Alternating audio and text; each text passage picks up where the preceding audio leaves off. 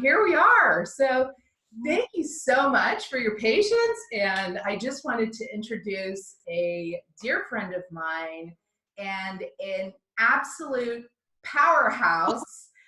Talk about beauty boss, overachiever, attorney, Juris Doctor. I mean, taking over the world. This is Allison, well, she's Allison KREIGER to me, Allison KREIGER Walsh.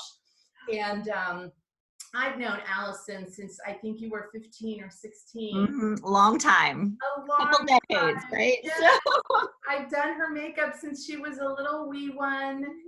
Then she became Miss Florida. And I did makeup for your wedding, which was just unbelievable. And then here we are, and she has 3 kids now. So anyways, she's just as beautiful inside as she is on the outside. And she has such an amazing story to share with you, and also what you can help us with. Some words of wisdom, right, Allison? Absolutely. Yes. Love that. Thank you. So please start telling us a little bit about, your background, because it's fascinating, and where you are today. Yeah, absolutely. Well, thank you, Leslie, and just love reminiscing over all of our memories over the last couple of decades. You've definitely been there through so many special times, and just adore you. So thank you for inviting me to be a part of this today. And I do have a kind of an interesting story. And, I think as I was going through different phases, I'm like, I'm not really sure how this is all going to come together at some point. Maybe it will, maybe it won't, but it does feel that is what has happened at this point in my life. And you mentioned the Miss Florida side of things. I started competing when I was 18. I was really looking for some scholarship opportunities, and I'd always dreamed of one day being on that stage. And so for me, it was an incredible opportunity. I tried 4 times to win. I finally pulled it off, and loved it.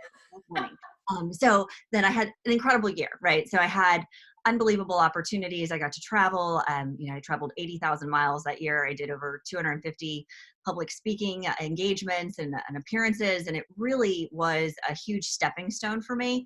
It gave me a super loud microphone to be able to propel a mission and a message that was very important to me. Back then, I had recently gone through a pretty significant struggle with an eating disorder while I was in high school, and I had started my own foundation. And so I had the opportunity to really share that message that recovery is possible, that you can get help, you can live a beautiful and full life beyond your eating disorder. And so I got the opportunity to spread that message a lot during that year and get involved with many organizations. During that time, I realized that there was something else out there for me. And, obviously I had to figure out what was life going to be like after pageant land. And I went to law school, and originally with the intention of fighting insurance companies, because there were so many denials for treatment for people that were absolutely needed it, right? And so I wanted to advocate for them. So I went to law school. I realized mid-law school, I don't know that I want to practice law, right? But I would not quit. I finished. And during that time, I started working in the behavioral healthcare industry. I loved being able to help people get well and find recovery, whether it was from eating disorders or it was from mental health issues or addiction. And then I was selected to be the director of business development when the Recovery Village opened in Umatilla, Florida, 7 years ago. And so I get to help people every single day take those first steps. And we have grown. Now it's part of Advanced Recovery Systems. We're a national behavioral healthcare company. We're located in 5 states. We've gotten to help over 10,000 people at this point find recovery. And it's been an incredible journey. During all of this, though, I still remain super connected to the pageant world, to Miss Florida, to Miss America. There's something incredible about being surrounded by amazing, motivated, empowered, talented women that really want to go for it. And I love that. I love that energy, and I love helping them, and I love creating opportunities for them to shine brightly in their worlds and their communities. And so have stayed involved that way, have run some successful coaching businesses along the way, both in partnership with one of my best friends as well as a sole proprietorship. And I've just really enjoyed being able to help others step into their light, realize their potential, brand themselves, and succeed and exceed all of their expectations. So that's in a nutshell. That's a lot. I'm sorry. That is so, it's so incredible what you've been able to accomplish, and what you have, from coming from more of a like super competitive world, and more, focused on beauty. I would love for you to share also, because as we were talking about before, I was very unaware of really the depth of what pageant girls have, I would say, and the amount of work and what that does for you in life. And because I was one of those of the mindset that it was like, oh my gosh, little screaming girls, lots of makeup, lots of hairspray. And, Right. And then it wasn't until I met you that I realized, wow, the amount of, first of all, perseverance, dedication. I mean, I'm not really a competitive type of person, but I would say, you're kind of like the athlete of beauty. Oh, I like that. Oh, right? A beauty athlete. I like it. So, beauty and smarts, all packaged together. And I also didn't understand the amount of opportunities that type of dedication and achievement also offered to you in life, and at a young age. So share that as well, because that's incredible, kind of like that's your journey today, right? And it helps me so much. It helps my clients too. I mean, my team members at work as well. I live and die by the saying of be 1% better today than you were yesterday, right? Like always step it up, like always look for opportunities to be a little bit better, because that will propel you. Small steps add up to big differences, big change, right? But you have to do it one day at a time. It's like that saying of how do you eat an elephant? One bite at a time, right? So it's just whatever those goals are, do something that's going to get you there, right? And I think that it's so easy for people to say, oh, well, that dream's too big, or that's never going to happen for me, or there's no way I can do this. I've got 27 other things going on and I can't do it right now. Yeah, you can, right? Like if you want it bad enough and that fire is burning within you, you absolutely can get it, and you absolutely can accomplish it. And so you just have to make some sacrifices sometimes, right? So it might not always be the ideal situation to do something, start something, go after something. But if you want it bad enough, you'll make the time. And so that's really what I try to instill in everybody that I work with, or anybody on my team, any of my clients, is that you have to be a little competitive, right? And you don't have to compete against anybody else. Really, you're competing against yourself. And so just make sure that you're leveling up every single day. And remember that the whole point of being alive is to evolve into the complete person you were intended to be. And so make sure that you're proud of who that person is and that you're not selling yourself short. Absolutely. Wow. I need you every day in my ear when I wake up in the morning. I can do that. Yeah. Yes. Oh my gosh. Okay. So we had so many different conversations, and I've got like Post-it notes and things. Okay. So with that said, let's go into the conversation. You were telling me that in the workforce, you're obviously in corporate America now, but you do have your own coaching business as well.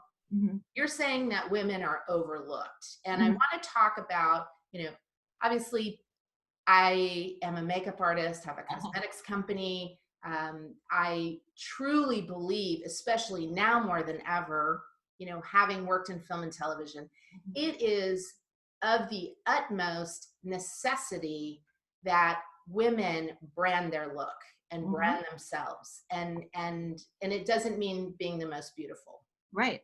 I've been having a lot of conversations lately about that. So I love some of the things because I've never been in corporate America. But some of those things that you talked about, like women are overlooked and sometimes how they even kind of like talk themselves down.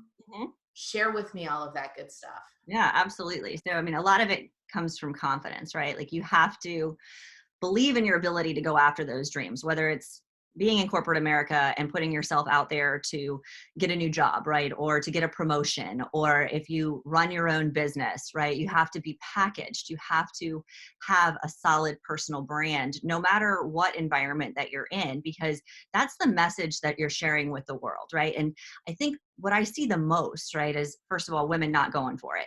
And, you know, I work with a lot of guys, right? And they're the first one to throw their hat in the ring, right? Whereas I see a lot of the females like, I don't know if I'm ready. Like, I'm not sure. Like, what? I don't, you know, so that's something that I see. And there's tons of statistics out there about how, you know, men are so much more likely to go for the job, even if they're very unqualified for it, but they're willing to put themselves out there, right? Whereas like women, we feel like I need to be 110% prepared before I submit my application. And like, that's just go for it, right? You're going to learn it along the way. So I see that happen a lot. I also see women not package themselves well. And that they're not able to convey a message that they can handle it, right? And so again, it's that consistency, or it's the misalignment of the messages that you're putting out there. So, you know, obviously you don't want to be a fake or a phony. You need to be 100% authentic, 100% genuine, and 100% you. But if you're telling one story on social versus what you're trying to get in the boardroom as far as the next job or the opportunity, you're going to have some challenges there. And so really working on that cohesive message and the way that you make people feel. I think so many people think that a brand is a logo or your colors or whatever. That's not it, right? It's your reputation. It's the impression that you make. It's everything. It's the story that you tell, and you need to take a step back and also ask for others' advice or their perception, right? Because perception's reality oftentimes, right? And, you know, I think what's so important is that, you know, what you put out there and the way that you are perceived is oftentimes what is going to come your way, right? So, you know, people will hire you, learn from you, buy from you, do all of those things if they feel understood. And if your message is in alignment with what they're looking for, but it's not going to work well if there's a disconnect. And so that's a big part of it. And I think it doesn't matter what age you are, right? And I think it's absolutely critical, especially for even teens now, young adults, professionals, women that are looking to reinvent themselves, to really do a thorough assessment of what is your personal brand, what message am I sharing with the world, and is that what other people are seeing when they look at me and what I have to offer? Yes. Yes. I agree with you 100%. I mean, oh boy, I see so much in the sense of that now, because and we are forced, at least within the past couple weeks, we are forced to be on social media there, whether you like it or not. You have to be on a webinar. Your company's telling you to do that. And the if I feel like if we don't have the right mentorship or people that have been there and done that, or that can help us along the way, then you're kind of cheating yourself, I feel. And if you're not, if you're kind of overlooking, and I think, you know, well, like you said, you know, men, they just kind of go for it. I think a lot is, you know, forgiven with them too on camera a little bit more. But let me tell you, from my standpoint, when I'm working, male actors and female actors, they both get makeup. Right. Yeah. You don't see, you know, there is no one out there, whether they have dirt on their face or whether they're, you know, looking hot from Brad Pitt to whomever, they all go into the makeup chair. Right. And there's a reason why, because it adds to a certain level of credibility or a certain level of, I think, we are now in this visual world that we make our opinions so fast. Right. Right.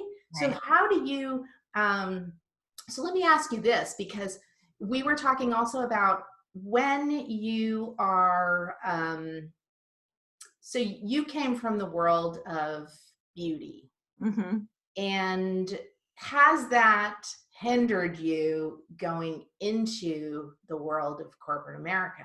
Yeah, so it's interesting because I do think, as you mentioned in the beginning, there can tend to be a stereotype, right, around individuals that are involved in pageantry. And I love the fact that Miss America especially has really pivoted to empowerment. You know, they got rid of the swimsuit portion of the competition. They're very much focused on substance, but that's not the perception that the majority of the world has, right? They just kind of put people that are compete in pageants in a box and put them over here. And yet there's so much that you get out of it. And so, you know, I found myself that, you know, I worked so many years to accomplish that goal, but then I felt like on the back end, I was working very hard to prove people wrong, right? Like to dispel some stereotypes and to overcome what I thought their perception of me was. And really, I think a lot of that was in my head. And I got over that eventually. So, you know, I started to look at it from like, wait a second, I have all of these skills. I have all of this experience because I did it.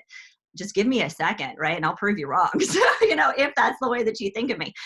But, you know, I've worked hard on that. And I think that I look at it now and say, you know, I had unbelievable experiences and I would 1000% not be the same person I am today had I not done that. And so I'm very grateful for that. And now, I mean, a lot of my clients are searching for those lessons and those skills, right? So, you know, I've spent a lot of years helping young women in pageantry acquire those skills. But about 4 years ago, I was actually pregnant with Brooklyn. And I realized, you know, everything that I'm teaching is so applicable to women in the workforce or women in business that are, or they're starting their own businesses or they're reinventing themselves or they're trying to, you know, up level their own personal brand. And I started really starting to work with professional women too. And it's been amazing. And I've seen such incredible growth and transformations. And, you know, most importantly, the confidence and the wherewithal to know they can go for it and they can get it, right? You just have to put one foot in front of the other, right? Every single day, keep getting better, better, better, better, better. And you're going to accomplish those goals. And so, you know, yeah, I had to prove that I was worthy and qualified, especially right out of the gate. It was very easy for people to say, oh, she's just a beauty queen. Like she doesn't know what she's talking about. She got that job because she's pretty or whatever. Like, no, those are the first people that I'm going to work hard to prove wrong. And I've been able to do that. You know, I continue to invest in myself too. I think that's one thing that you should never stop learning, right? You should always be looking for opportunities to acquire new skills, even if you're just using YouTube, right? To learn something new, or you're taking a course or an online course. You don't necessarily have to go back and get your Juris Doctorate or your master's degree, or even finish undergrad if that wasn't already accomplished. Like you can learn so many things. Some of the most successful people don't even have their undergraduate degree. And that's amazing that they've been able to do incredible things, but they've never stopped learning. And I think that's the underlying message, is that you have to continue to get better and better and better and better. And so, you know, sign up for the course, hire a coach, get a mentor, read books. Like that was something that, you know, it wasn't until a couple of years ago where I was hungry and thirsty, right? I was signing up for all these courses, doing everything, right? I wanted to learn a whole bunch of different skills, did that, but I needed that daily fulfillment. And so I made a New Year's resolution that I was going to read more. And for me, reading means listening on Audible, because let's face it, I have 3 kids and crazy life. And so, but in a long commute every day to the office. And so I started to do that. And after the first year, I had read, I think, 20 books. The second year, I did 40 books. And I felt so much more enriched, right? And, you know, the depth of my perspective was enhanced. I had just so many other tools in my tool belt to really utilize whenever I needed them. And I thought that was such an interesting pivot for me at that point. And it was so simple, right? Books are everywhere. We can access them. We can learn from them. And again, it's about being the best that you possibly can be. And it doesn't have to be a monumental shift. It can be a little thing every day that you do to enhance your perspective, or, you know, to put yourself out there in a different way. I agree. And I think now, because we are in this coronavirus Yeah. pandemic right now, it has shifted our world in a second. Mm-hmm. And Absolutely. we've had to slow down with some things. Mm-hmm. Definitely, you're having to homeschool as well, I think, with your husband. Uh-huh. That was going to have to happen, right? You know, we survived week 1, so we are winning over here. That's how I'm looking at it. So, I love that. I think that it really is so important to, have that, like you said, and in any career, because I come obviously from makeup artistry, and Mhm. we have, so I work one-on-one, with clients and women like you and women Mhm. that are listening and whatnot. Um, and then I also teach others that want to become makeup artists. Right. And I was thinking about something today, like you were saying how sometimes women, they don't maybe believe in themselves, or that analysis paralysis, or the Mhm. perfection issue. Oh yeah. Or I was also thinking that when it comes to a side hustle, especially Uh-huh. if some of them, because makeup is very much of a side hustle for many Mhm. people, is that if women have the tendency to not go full on if Mhm. that's not their breadwinning thing. They've got Right. something to fall back on. Right. Oh, well, I've got my like it, Yeah. like you want to do it, but you're not really 100% committed. Right. What would you say to, if you're really, because it drives me crazy, to be honest with Uh-huh. Yeah.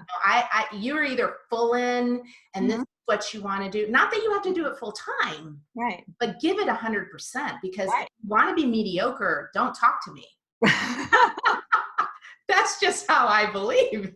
I Oh, am I I'm gonna am not up to send your mediocre. quote on Instagram next week, Leslie. I will attribute it to you. So, Yeah. I can make a t-shirt. If you yes. want to be mediocre, don't talk to me. Do not waste my time. I understand. No, but I think there's a few things there. So, I have, and any of my clients or my team members will tell you this. One of my favorite quotes is, "Don't be afraid to be amazing." Right. And I think that, I and love I don't know if it's just that there's a fear there that if they fully put themselves out there and they get rejected, that because it was 100%, it will burn at the core. Right. And it's going to sting. Right. If you put something out there and you put 100% into it and it fails, that stinks, right? But fear will, you know, make it a debilitating situation if you hold yourself back, right? Like you can't do that to yourself. You owe it to yourself to invest 1,000% in whatever it is that you're doing. That way you can really measure what's working and what's not, right? You can't be afraid of it. And I think the quote is what fear will kill more dreams than failure ever will. And it's so important to just go for it. Right. And, I think of it, with everything I do at work, in corporate America, I am on 100% during the day. I have got a responsibility. I've got people that we have to take care of. I've got a team that I adore. I am so blessed to work with the people that I do, but I've got to be all in, right? And so when I can work with my clients, I'm the early bird, right? So if I'm working with clients, it's before I even go to work in the morning. And, I've got to be 100% invested in them. They need me. I've made that commitment to them. And then I'm constantly thinking of what else can I do for them, right? How else can I serve them? How else can I make their life better? What else can I create? What do they need from me? What would make sense at this point in their journey? And so I'm always thinking about that. But it would be very easy for me to be like, oh yeah, no, I just, coach a couple hours on the side. No, like I take the time, I update the website, I create new services. I'm always asking, how else can I be of service?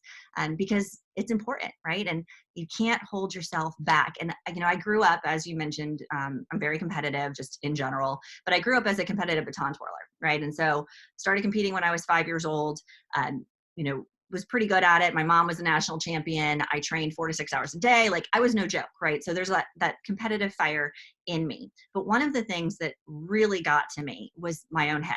And so mindset was a big issue. My parents actually put me with a sports psychologist for a little bit and really helped with my mindset because, I would practice, and it would be great. And the moment that I'd have to go out on the competition floor, really present myself to the world, I would hold myself back.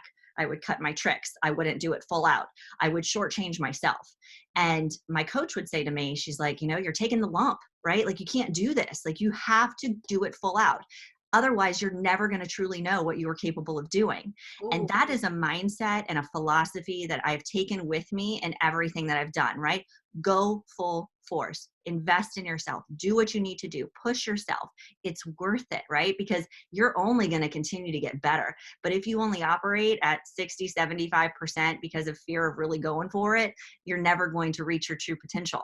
And so you have to look at it as every opportunity is the next opportunity to make a huge impact with whatever you're doing. And you owe it to yourself and whoever you're serving, whether it's your clients, customers, whoever, the community, to show up and be fully present and to give 100%. Right. I agree. And I think that you have that passion and that drive, or you can make yourself do that when you're choosing to do something that lights your fire. Right. Yeah, absolutely. That's the big thing.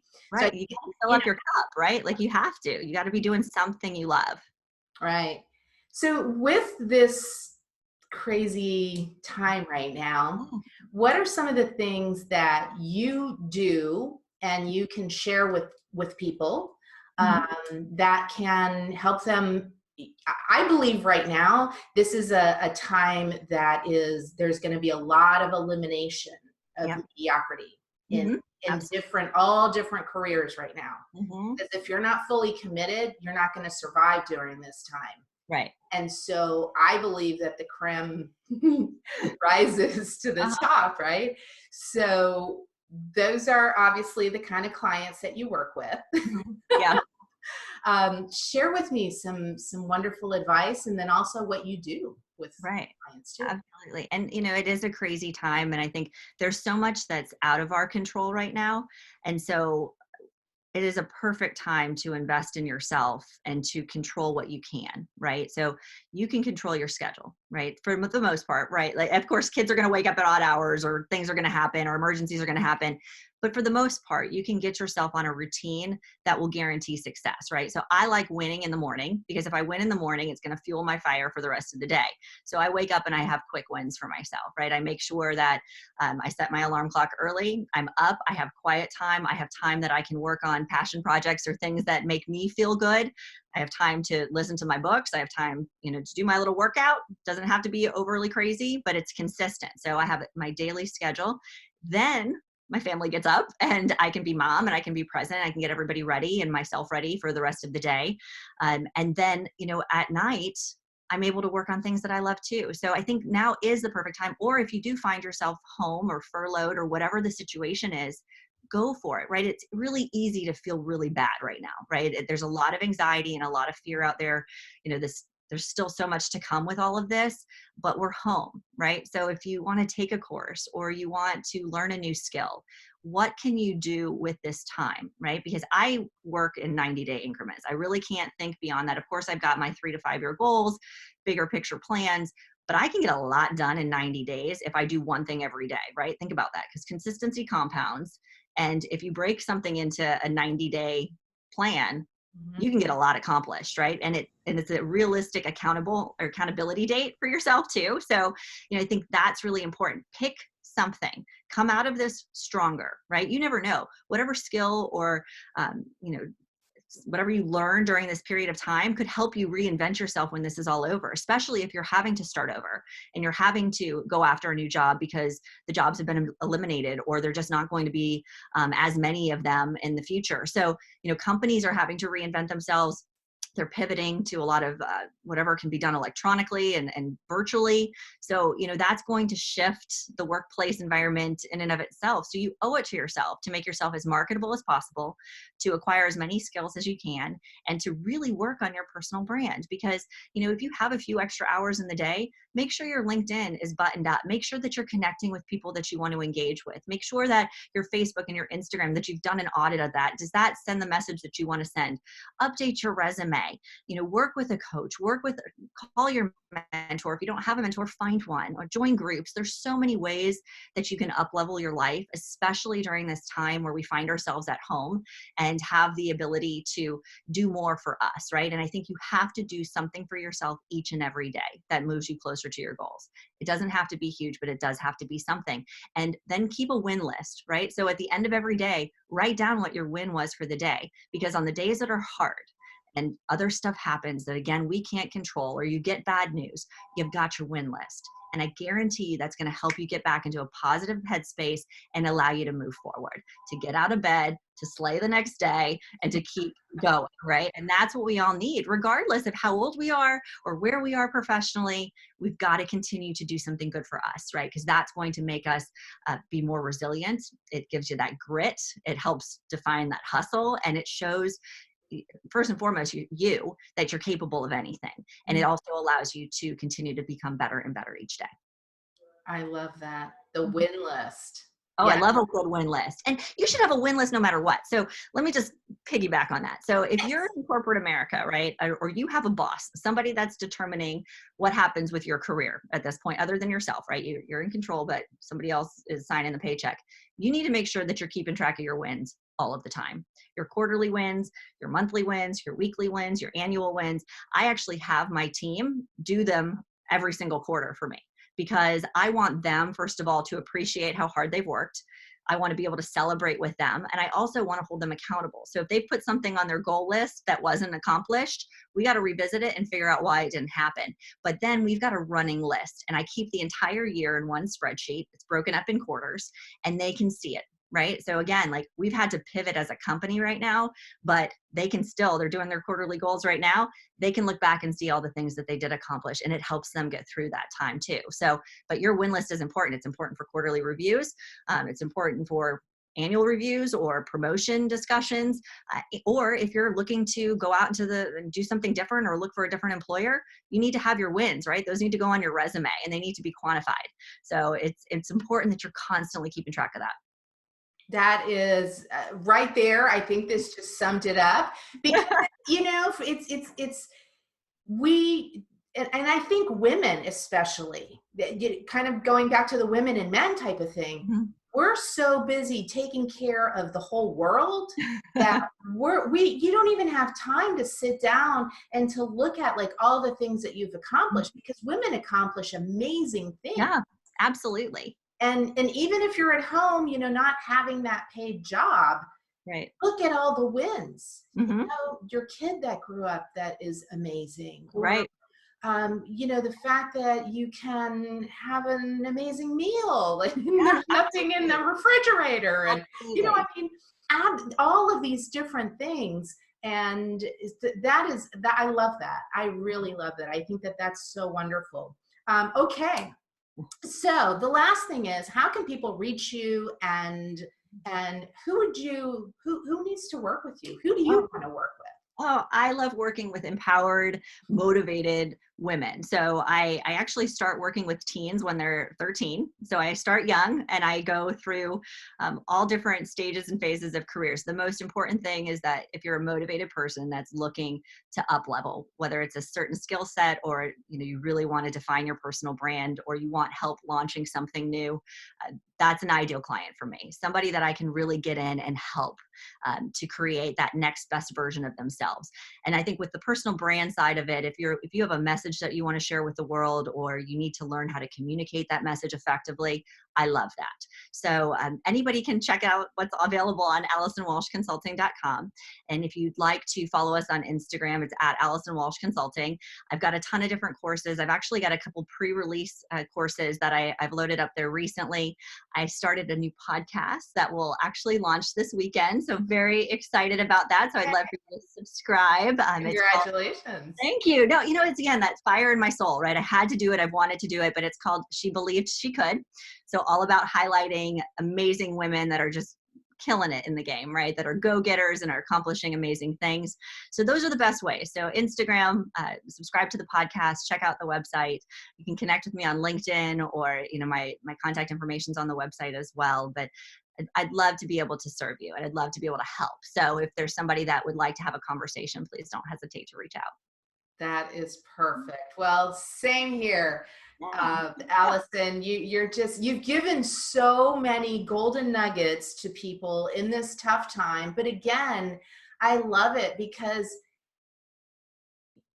oftentimes people will look at, let's say, someone like you, and it's like, oh, she's got it all. She's pretty, she's successful. The amount of work that goes behind making that package look like it's perfect is unbelievable. And I have known you for so long. Oh, you've seen me through the struggles too. I mean, absolutely. Just like you've seen me, you know, yeah, go absolutely. through the 9/11s and go Yep. through the recessions. And, Yep. you know, we're in the beauty business. So a lot of times that's the first thing to go, just like right now. Right. People aren't, Absolutely. yeah, that's the first thing that they cut. But it takes that determination to Yeah. keep your business alive and Mhm. to be versatile Mhm. and having people like you. So that's why I wanted to share you to my world. Thank you. Oh, I appreciate that. Yes, absolutely. And for those of you that are looking to up level your look, go to studiocara.com and, you know, check out all the different things that we have, because I believe that it's really, you're the protagonist of your brand. Mhm. And you know, now is the time, as I say in the DIY world right now, it's about bringing Hollywood home Yep. and learning those tricks and really, you know, bringing the best version of you and making yourself memorable. Absolutely. That's the thing. So thank you, thank you, thank you. You Oh, are thank wonderful. You're such a, you are just, you are the fuel to the fire. I Oh, thank love you. it. Love it. Love it. Love it. Gotta light it up, right? So That is yeah. right. You are, I can't wait to hear your podcast as well, because you're definitely, you need to do a morning like Oh that. yeah. Morning motivation. Yes. Yeah, I can do that. I mean, I'm up at like 4:30, so I can get that done. Oh, thank you, Leslie. You're amazing. Thank Thank you so much. you, absolutely.